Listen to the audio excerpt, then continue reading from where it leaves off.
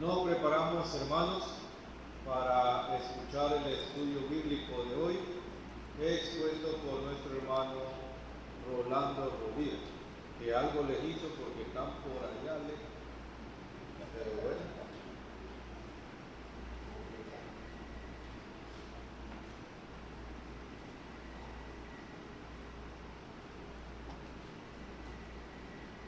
Todavía no voy a hacer preguntas. No os turbéis, manada pequeña. Muy buenas tardes, amados hermanos, que el Señor Todopoderoso bendiga a su iglesia. Amén. Retomamos nuestro estudio bíblico de los miércoles, en el cual hemos iniciado un estudio versículo a versículo de la carta del apóstol Pablo a los filipenses. Allí nos vamos a ubicar con un divisor o con uno de nuestros deditos o con lo que usted tenga por allí a mano, pero también vamos a mantener disponible el capítulo 16 del libro de los Hechos, que es donde estamos dándole seguimiento al segundo punto de nuestra introducción, el origen de la iglesia filipense. Decíamos que después de la conversión de Lidia, todo parecía algo pacífico, todo parecía algo tranquilo, la felicidad de un evangelista y de varios en realidad que habían sido llamados por Dios a hacer la labor allí y que nada más llegar los frutos fueron inmediatos y fueron maravillosos. Gente grandiosa se convirtió y todavía fue aún más maravillosa.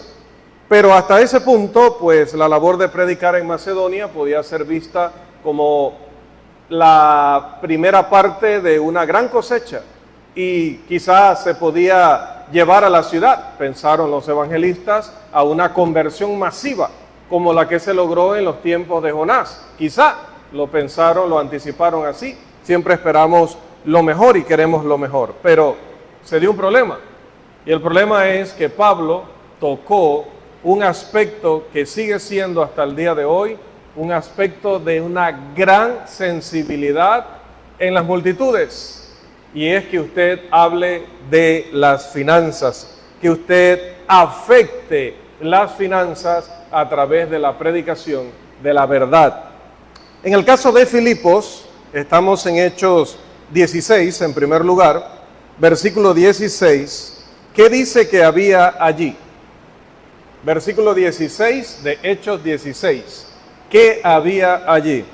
¿Saben ustedes que el otro día, en la capacitación, creo que fue en los seminarios, creo, llego y no tenía mi Biblia a mano y veo aquí en la esquina la Biblia de nuestro hermano Carlos Concepción. Y bueno, empiezan a citar y empiezo a buscar. Cuando veo esa Biblia internamente, con razón, Carlito, es una amenaza respondiendo. Me hablaba solita, sí, Gabriel. Fue escrita en tal fecha, por tal persona, estaba en el lado oriente de la casa que estaba ubicada en el patio del terreno que estaba en la ciudad tal.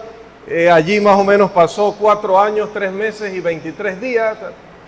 Yo, no sea bárbaro. Increíble. Hermano Carlos, ¿qué pasaba en el versículo 16? Aconteció que mientras íbamos a la oración, nos salió al encuentro una muchacha que tenía espíritu de adivinación, la cual daba gran ganancia a sus amos adivinando. Dice que había una muchacha que tenía espíritu de adivinación, una esclava, una que era propiedad de estos señores, los cuales la mantenían con el fin de hacer dinero, de obtener grandes ganancias. Este caso de posesión demoníaca sin duda fue frecuente en los relatos del Evangelio.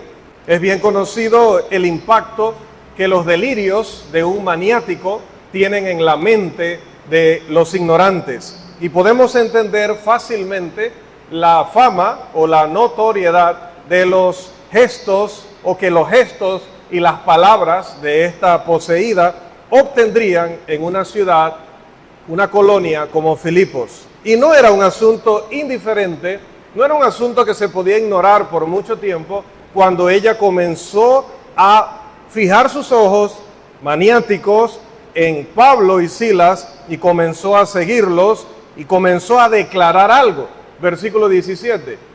A diferencia de lo que esperaríamos de alguien que es enemigo de la causa de Cristo, ella empezó a hacer algo que quizás no hubiera sido una cosa que se podía anticipar que iba a suceder. ¿Qué hizo? Versículo 17. ¿Qué le decía a la gente esta muchacha? Esto siguiendo a Pablo y a nosotros daba voces diciendo: estos hombres son siervos del Dios Altísimo, quienes nos anuncian el camino de salvación. Esto lo hizo durante muchos días. Toda la ciudad entonces debió haberse familiarizado con esta satánica propaganda. No hay otra manera de llamarla. Y Pablo, el apóstol, era plenamente consciente de esto y de lo que eso podía significar para la causa del evangelio, en un lugar donde apenas estaba iniciando la iglesia de Cristo. Así que él no podía soportar, como no debemos soportarlo nosotros, que a través de medios impíos, Pablo no creía en esto que creen los modernos de el fin justifica los medios. No, para Dios no es así. A Dios le interesa que alcancemos el fin por los medios que Él ha autorizado. Así que no le interesaba al apóstol Pablo y no nos interesa a nosotros que sean los servidores de Satanás quienes nos hagan promoción o publicidad. Eso es muy peligroso, porque al final entonces la gente va a tener razón cuando diga de nosotros lo que sin razón decían de Jesús. ¿Qué decían de Jesús? Aquí hace poco se respondió la pregunta sobre la blasfemia contra el Espíritu Santo. ¿Qué decían?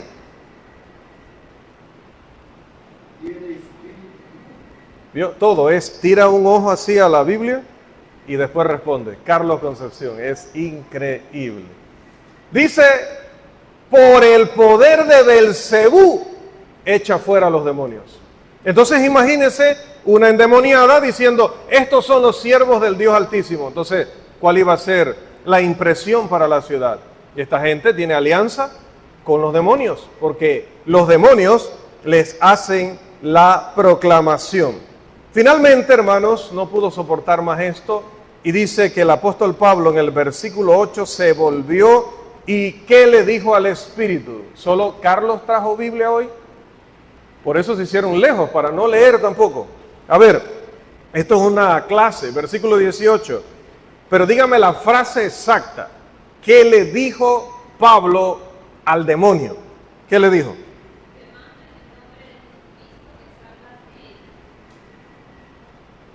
Y en ese momento sus capacidades naturales volvieron a su curso y las ganancias de sus amos perdieron el curso y desaparecieron. La violenta ira provocada en estos hombres fue el resultado inmediato. Por lo tanto, dice la Escritura que procedieron a tomar venganza, arrestando a Pablo y a Silas y los trajeron al foro ante las autoridades. Versículo 19. Pero estos querellantes debieron haber experimentado cierta dificultad al exponer su queja legalmente, porque la esclava, que había sido una posesión tan lucrativa durante tanto tiempo, ahora había perdido su valor como recurso, lo que la ayudaba a poder generar lo que querían sus amos ya no estaba. Ahora, aquí había un problema. Decía que qué difícil era ir a presentar esta denuncia, porque la ley no tenía remedio para una propiedad depreciada por lo que conocemos hoy como el exorcismo. No había una ley que dijera, si exorcizan a tu esclava y pierde sus poderes, entonces esta es la pena o este es el castigo.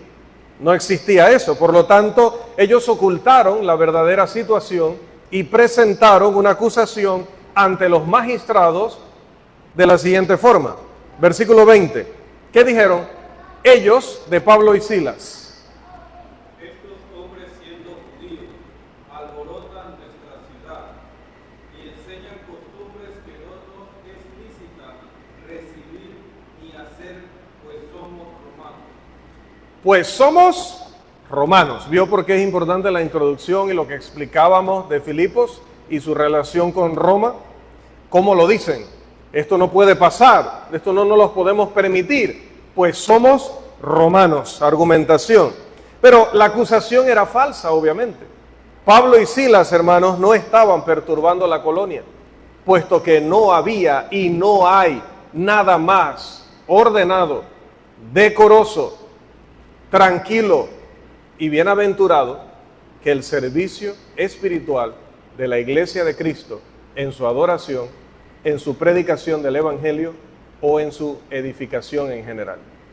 Cualquiera que asista a las asambleas de la iglesia de Cristo en el primer siglo o ahora, no va a encontrar alborotos, no va a encontrar desorden, no va a encontrar sedición, no va a vernos o no debería vernos involucrados en tumultos políticos, no nos van a ver tirando piedras ni colaborando de ninguna manera con los que tiran piedras, porque ese no es nuestro negocio. El reino de Cristo no es de este mundo y nuestras armas no son carnales. Así que esta acusación era rotundamente falsa. El peso de la acusación que fue introducido fue el afirmar que eran judíos. Ese fue el término.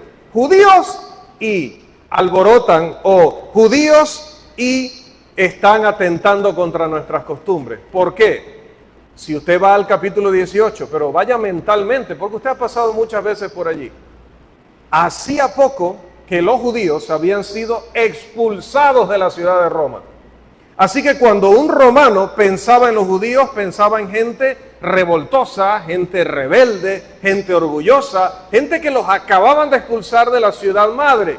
Y como Filipos era una orgullosa hija, como podemos ver en esa expresión, ellos no podían hacer más que mostrar o copiar la indignación de la ciudad principal. Así llegamos a apreciar o entender los sentimientos de la multitud al levantarse contra Pablo y contra Silas y tentar a los magistrados a olvidarse de los procedimientos legales y entregar a estos supuestos transgresores de la ley a un castigo inmediato, un castigo rotundo.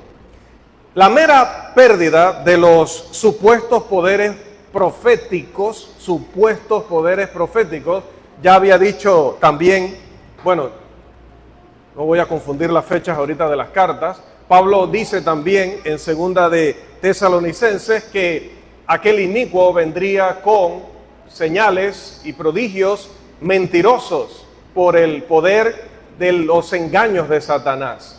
Así que no estamos hablando de realmente una chica que adivinaba el futuro o una chica que conocía el futuro como lo conoce Dios.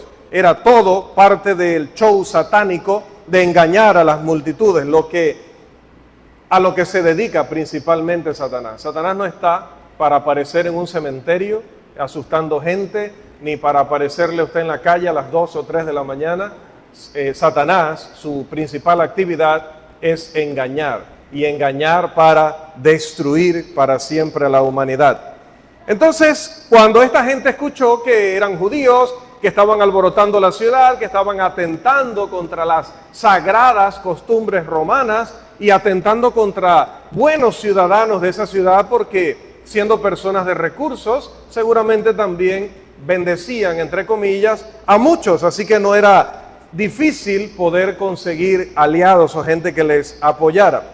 Parece que los magistrados también se vieron intimidados por el rango o por la popularidad o el poder económico que tenían estos amos, de manera que verdaderamente haciendo a un lado los procedimientos legales, ¿qué hicieron? Versículo 22, 16-22 de Hechos.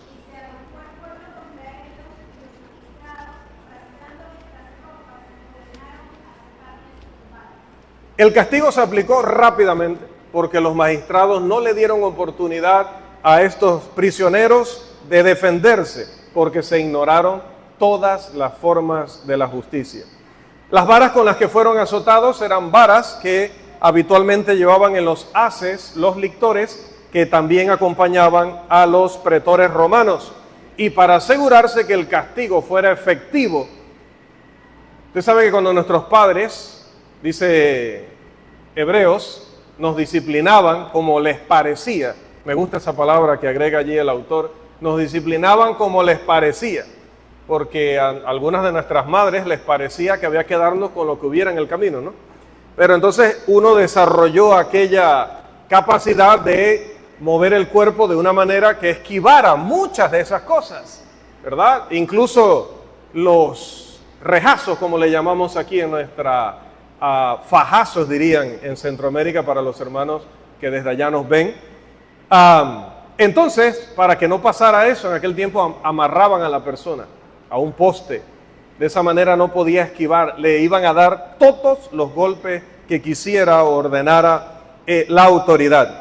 Después de los azotes, encima fueron arrojados a la prisión, sangrando y débiles por los golpes, humillados y falsamente acusados ante la ciudad. Y el carcelero allí recibió, personaje que va a ser importante en nuestra historia, los recibió con la instrucción de guardarlos con mucha seguridad. Mínimo acababan de arrestar a Barrabás o acababan de arrestar a un grupo de terroristas de primer nivel, ¿no? El carcelero se sumó al espíritu de la multitud y cumplió las órdenes con el máximo rigor, porque además de meterlos en la cárcel, los metió en el calabozo interno, el más seguro, y además de ello los puso en el cepo, y además de eso los hizo acompañar de soldados, tanto dentro como fuera. Hermanos, si eso no era mantenerlos seguros, si eso no era asegurarse de todas las formas que estas personas no pudieran escapar o que vinieran sus secuaces a rescatarlos, pues no sé qué otra manera hay para encerrar a una persona de manera que esté triplemente encerrado.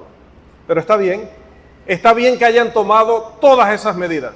Es como las medidas que tomaron con la tumba de Jesús. Es maravilloso leer todo lo que hicieron para evitar que se pudiera mentir sobre la resurrección de Cristo. Cómo Dios toma la supuesta sabiduría de los hombres y la hace ver como una gran necedad.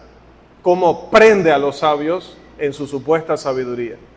Todas las medidas que tomaron para la tumba de Jesús ahora sirven como evidencia de que no había forma de robar ese cuerpo y de pegar la gran mentira, como diríamos aquí. De la misma forma, todas las medidas que tomaron con Pablo y Silas solamente sirvieron para que el carcelero luego se convenciera de que estos hombres verdaderamente eran siervos del Dios Altísimo. Todo para la gloria de nuestro Dios. Ahora note, en pocas horas habían pasado de la tranquila escena a la orilla del río con aquellas mujeres devotas, hospedadoras, al interior de una celda sofocante.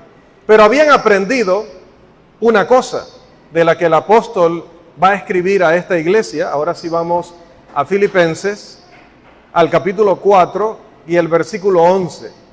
Cuando Pablo escribió Filipenses 4:11, ya lo había demostrado en su propia vida personal y también Silas. ¿Qué dice Filipenses 4:11?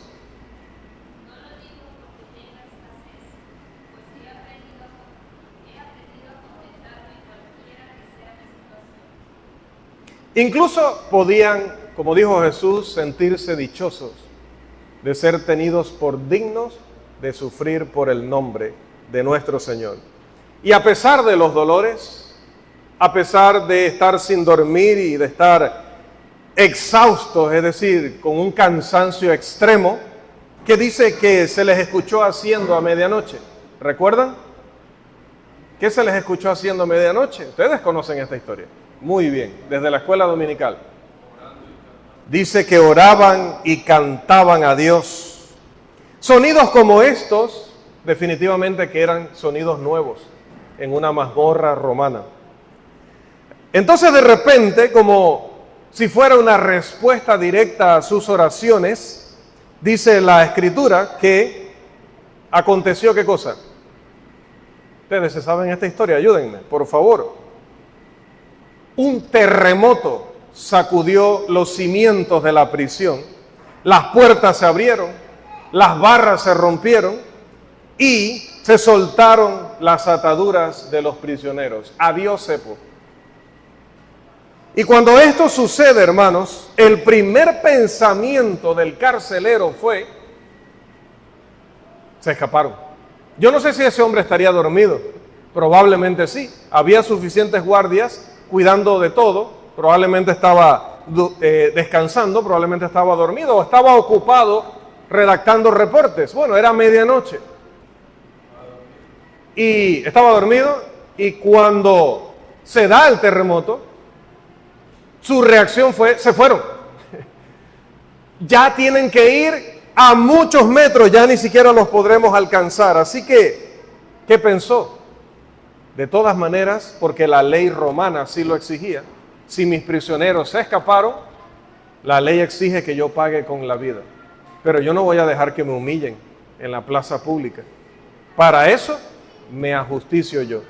Así que dice la Escritura que intentó suicidarse, pero en el versículo 28, ¿cuál fue la instrucción del apóstol Pablo?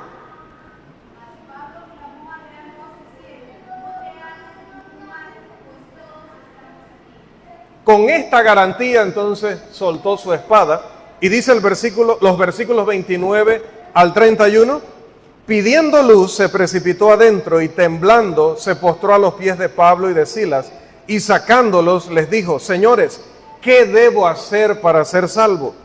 Ellos dijeron: cree en el Señor Jesucristo y serás salvo tú y tu casa. Hermanos, no se perdió tiempo en darles a conocer al carcelero y luego a su familia lo que necesitaban para obedecer la palabra del Señor, para conocer la voluntad de Dios. Se pospuso cualquier comodidad y cualquier descanso corporal, porque la prioridad es la principal misión era la principal misión de la iglesia. ¿Cuál era? Salvar el alma. Dice los versículos 32 y 33, y le hablaron la palabra del Señor a él y a todos los que estaban en su casa. Y él, tomándolos en aquella misma hora de la noche, les lavó las heridas, y enseguida se bautizó él con todos los suyos. Ahora los prisioneros se habían convertido en huéspedes del carcelero. Su crueldad inicial se había convertido en hospitalidad y amor. Dice el versículo 34, y llevándolos a su casa, les puso la mesa y se regocijó con toda su casa de haber creído a Dios. Qué maravilloso pasaje que nos enseña que creer en Dios es obedecer a Dios, no lo que dicen las denominaciones. Dice, solo después de que habían escuchado la palabra, creído la palabra, después de que se habían arrepentido, después de que habían reconocido a Jesús como Señor, y después de que él con toda su casa se habían bautizado, entonces la Escritura dice que se regocijó de haber creído a Dios. Las personas que solamente oyen el Evangelio, creen en Dios y se detienen ahí, verdaderamente no han creído a Dios.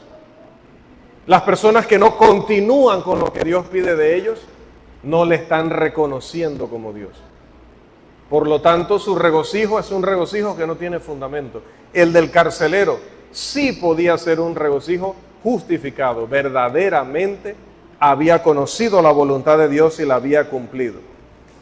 Y bueno, pasadas todas estas horas, llegó el amanecer.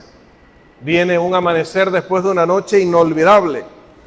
El transcurso de todos estos eventos, hermanos, había dejado una marca inolvidable tanto en esta familia como en los prisioneros, como en los soldados, y luego esto también iba a suceder en toda la ciudad. De ser un esclavo de una magistratura pagana, el carcelero había pasado a ser como dice Romanos, 6, 16 al 20, un siervo de la justicia. De ser un esclavo que hacía solamente la voluntad de sus amos terrenales, ahora él había reconocido la voluntad del Rey de Reyes y Señor de Señores. Ahora, una vez amanecido el día, dice que los magistrados mandaron a decir al carcelero de una manera despectiva: suelta a esos hombres. Es como si dijéramos hoy: suelta a los tipos esos, suelta a la chusma esa. Y bueno, el carcelero sí recibió esa instrucción con alegría, pero cuando se la comunicó a Pablo, él no se alegró. Dice la Escritura que exigió que aquellos que les habían tratado con injusticia se presentaran ante ellos para que por lo menos, dieran la cara ante esos ciudadanos romanos a quienes habían maltratado sin llevarles un procedimiento legal como exigía la ley. Los habían metido en la cárcel por supuestamente haber violado la ley. Y al contrario, haberlos tratado como los trataron y haberlos encarcelado y de la forma en que los trataron en la cárcel, eso había sido una violación de la ley romana. Así que el castigo que la ley romana tenía para autoridades que abusaran de su poder contra ciudadanos romanos, hermanos, era terrible. Cuando los magistrados escucharon que eran ciudadanos romanos, temblaron y fueron allá humilditos, como decimos, ¿verdad? Mansitos también, como decimos acá, a pedirles que por favor, que disculparan por todo el malentendido, que ellos no lo sabían, etcétera, ¿no? Quién sabe qué otras palabras, y que por favor se fueran de la ciudad para evitar males mayores.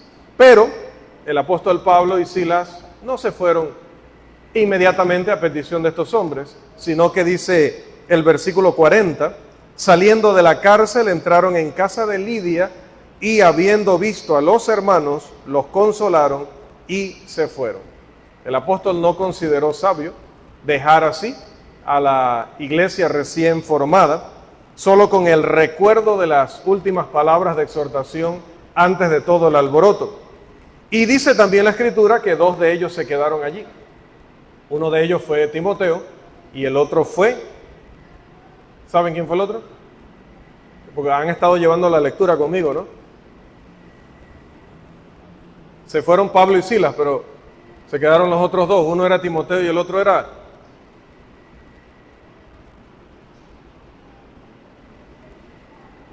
Lucas. En las escuelas de predicación hay mucho tiempo, obviamente. Se les da su sustento para que tengan tiempo. Ese es el motivo de estar internado allí 2 años. El problema de tener tiempo es que el tiempo te va a llevar a 2 cosas. Si tienes una cultura de trabajo acorde al propósito de Dios, te vas a preparar a conciencia. Pero si permites que la ociosidad se adueñe de tu corazón, pues, ¿para qué contarles? Decía un hermano que no se conoce que Lucas estuviera casado. Tampoco se sabe que Lidia estuviera casada. Y de pronto Lucas, que había estado viajando con Pablo por muchos lugares, pues de pronto se quedó en Filipos. Y ya, avancemos en el estudio. Punto número 3. La iglesia filipense. Ninguna otra iglesia, por lo menos que yo sepa, le dio a Pablo más alegría y satisfacción que la congregación en Filipos. En ninguna otra parte del imperio había cristianos en quienes Pablo encontrara tanto consuelo al visitarlos o a quienes tuviera más deleite en escribirles. Otra vez, a lo que me consta, los filipenses evidentemente tenían cualidades nobles antes de convertirse en cristianos. Y cuando conocieron el Evangelio y empezaron a aprender del Espíritu, empezaron a producir inevitablemente y maravillosamente el fruto del Espíritu. Los macedonios y los colonos romanos eran igualmente buenos ejemplos de hombría. Conservaban la forma de vida más sencilla de épocas anteriores. Eran gente veraz, eran gente honesta, eran personas cuerdas o sobrias y serias. Eran personas que entendían la solemnidad de un juramento o de una promesa. Traían su instinto de lealtad, de honor a la iglesia. La relación entonces era una nueva alianza y devoción, que no solamente iluminaba su entendimiento con una doctrina maravillosa como es la doctrina bíblica, de una enseñanza apropiada como es la doctrina del Señor o la enseñanza del Señor, sino que además ellos se convirtieron en un gran ejemplo para todas las iglesias y todos los cristianos en muchas otras partes del mundo hasta el día de hoy. Y es la razón por la que todos los libros, decía el hermano Pablo, todos los libros de la Biblia son necesarios estudiarlos con la iglesia. Pero ¿por qué Filipenses si no empieza el Nuevo Testamento por allí? ¿Por qué no empezar con Mateo y luego llegar a Apocalipsis? Filipenses es una carta muy particular, muy especial, y sé que vamos a aprender mucho de ellas. Los filipenses no eran fáciles de impresionar, pero una vez que los convencían y los ganaban, eran absoluta y eternamente leales. No eran como los Gálatas, que hoy estaban contigo a muerte y mañana venían unos de parte de Jacobo y ahora iban a muerte con los de Jacobo, y luego venía Pablo y les escribía, entonces nuevamente estaban a muerte con Pablo. Llegó a decirles en un arranque de indignación, de santa indignación: "Oh Gálatas, insensatos". Y el término original incluso es más fuerte que eso de insensatos. Amados, estos hermanos generalmente no le provocaban a Pablo ningún tipo de decepción ni preocupación. Más bien, en el capítulo 4, versículo 1, se refiere a ellos como no se refirió a más nadie en sus cartas. Por favor, capítulo 4, versículo 1 de Filipenses.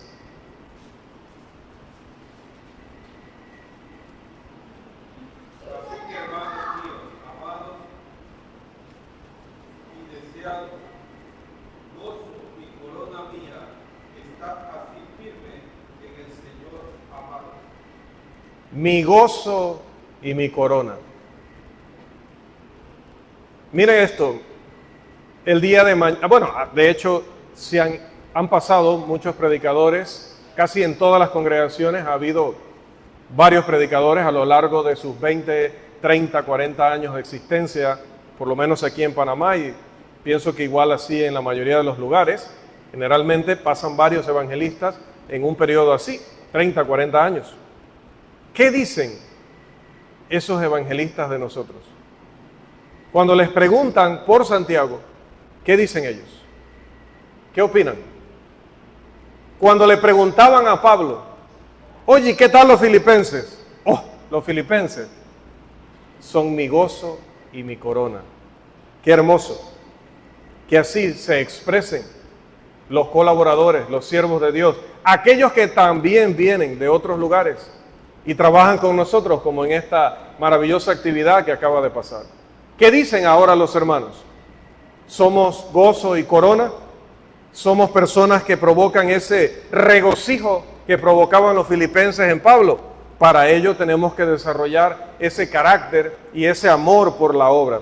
Porque él confiaba tanto en ellos que demostró su confianza aceptando de ellos algo que no aceptaba generalmente de las congregaciones, a pesar de que defendió su derecho, porque es así, de poder recibir salario. Pero él trataba, como le escribió a los tesalonicenses, le escribió a los corintios, trataba de resolver sus necesidades con sus propias manos. Así también le enseñó a los ancianos allá en la reunión en Mileto, a los ancianos de Éfeso, diciéndoles que más bienaventurado es dar que recibir, repitiendo aquellas palabras textuales de nuestro Señor Jesucristo. Pero en cambio de los filipenses, Pablo recibió ayudas económicas y no una vez, sino en varias ocasiones, y las recibió con mucho gusto. ¿Por qué, hermanos? Porque sabía cuán probable era que en otros lugares se malinterpretara, que él aceptara estos donativos, estos apoyos, pero sabía también que en Filipos eso nunca iba a pasar. Los conocía tan bien a cada uno de ellos que sabía que con ellos no tendría tema sobre eso. No podía correr el riesgo de parecer mercenario en Corinto, pero en cambio con los filipenses, él decía en esta carta, como lo veremos en el primer capítulo, ustedes y yo tenemos comunión en la predicación del Evangelio. Porque cuando ustedes me ayudan a mí, hacen posible que se siga predicando el Evangelio. Así que es como a tantos kilómetros, es como que estuvieran conmigo predicando el Evangelio. Me acordé de enviar un reporte y le decía al hermano, porque ya traía esta parte del estudio, y le decía al hermano, gracias por estar aquí predicando junto con nosotros. No digo literalmente, sino porque usted ayuda a hacerlo posible. Es así. Todos los que contribuyen de una manera u otra a la obra del Señor están participando, están teniendo comunión con los obreros que están laborando en esas actividades. Cuán bendito era dar, dijo Pablo, pero con los filipenses dijo, cuán dichoso me siento de recibir ayuda de parte de ustedes. Además, demostraron cómo pobreza y generosidad podían ir de la mano, y con esto vamos a terminar por hoy. Y no voy a profundizar porque ya el hermano en la clase de los viernes ya habló de esto. Pero recuerde que los de Filipos, esa ciudad, y esto no le voy a permitir a Carlos Concepción que responda, obviamente tampoco a Pablo Horna, tampoco a José Hernández. Filipos pertenecía a qué provincia. Tampoco usted, aquí casi que la mitad. Macedonia. Los filipenses demostraron cómo generosidad y pobreza pueden ir de la mano. Nadie es demasiado pobre como para no tener algo que dar. A Tesalónica y Corinto había llegado su gran corazón, su gran generosidad. Pero, ¿quiénes eran estos? Aquellos de los que Pablo escribió en